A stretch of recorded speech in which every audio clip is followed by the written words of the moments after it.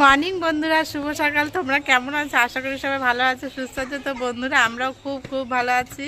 তো বন্ধুরা, আজকে সকাল সকাল একটু চিংড়ি মাছ নিয়ে নিয়েছে তোমাদের দাদা, তাই ভাবলাম আজকে একটু পটল চিংড়ি রান্না করব। সেই রেসিপিটা তোমাদের সঙ্গে শেয়ার করব। বন্ধুরা চলো, আমি কিভাবে পটল চিংড়ি রান্না হচ্ছে সেটাই তোমাদেরকে শেয়ার করব। চলো, আমি প্রথমে 250 চিংড়ি মাছ নিয়ে নিয়েছি, ভালো করে ধুয়ে নিয়েছি। এর মধ্যে একটু লবণ আর একটু হলুদ গুঁড়ো দিয়ে ভালো করে ম্যারিনেট করে রাখবো চিংড়ি মাছটা। বন্ধুরা, তো আমি প্রথমে কড়াই বসিয়ে দিয়েছি, কড়াই গরম হয়ে গেছে। এখন আমি তেল দিয়ে দেবো চিংড়ি মাছটা ভাজার জন্য। তেলটা গরম হয়ে গেছে, এখন আমি সব চিংড়ি মাছগুলো দিয়ে দেবো কড়াইতে ভাজার জন্য। তো আমার চিংড়ি মাছটা প্রায় ভাজা ভাজা হয়ে গেছে, এবার নামিয়ে নেবো। দেখো, এর মধ্যে একটু আদা আর একটু রসুন বাটা পেস্ট করে নিয়েছি, আর একটু এর মধ্যে জিরের গুঁড়ো দিলাম, আর দেবো হচ্ছে 1 চামচ লঙ্কার গুঁড়ো, আর দেবো হচ্ছে একটু হলুদ গুঁড়ো। এবার এটা একটা মশলা বানিয়ে নেব।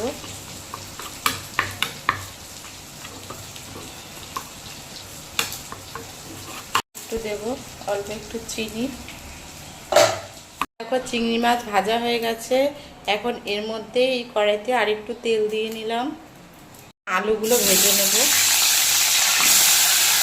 বেশি না, 2টো আলু দিয়েছি আমি। তোমরা যদি পারো, তোমরা বেশি বানালে বেশি বানাতে পারো। দেখো, আলুটা লাল লাল করে ভেজে নিয়েছি লবণ হলুদ দিয়ে। এবার আলুটা নামিয়ে নেব। এই কড়াতেই আমি পটলগুলো ভেজে নেব।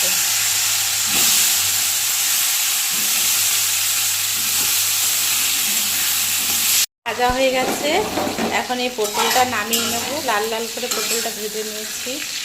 এই কড়াতে আমি একটু জিরে ফোড়ন দিয়ে দিলাম, এর মধ্যে কেটে রাখা পেঁয়াজগুলো দিয়ে দেবো ভাজা ভাজা করার জন্য।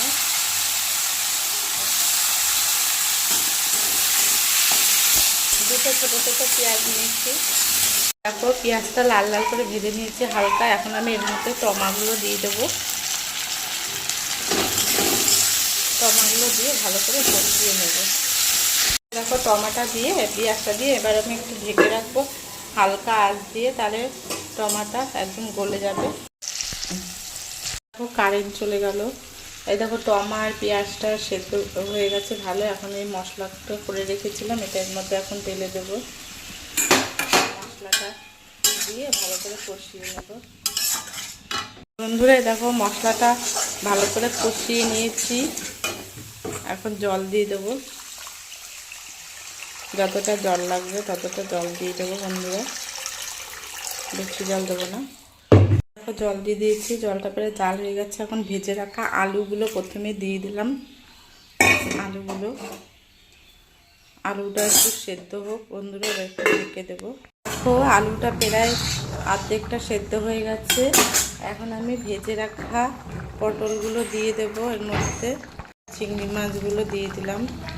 দেখো বন্ধুরা, অনেকটা কষিয়ে তারপরে নামাবো। আর একটু তরকারিটা প্রায় হয়ে গেছে। আমি এখন একটু ঘি দিয়ে দেবো উপর দিয়ে।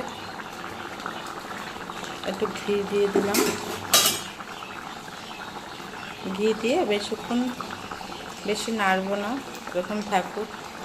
আঁচটা একটু কমিয়ে দিয়ে হালকা ঢেকে দেবো। দেখো, পটল চিংড়ি রেসিপি হয়ে গেছে বন্ধুরা। কারেন্ট ছিল না, এখন কারেন্ট এসছে বন্ধুরা, ওই জন্য ভালো করে তোমাদেরকে দেখাতেই পারিনি। পরে আর একদিন দেখাবো বন্ধুরা।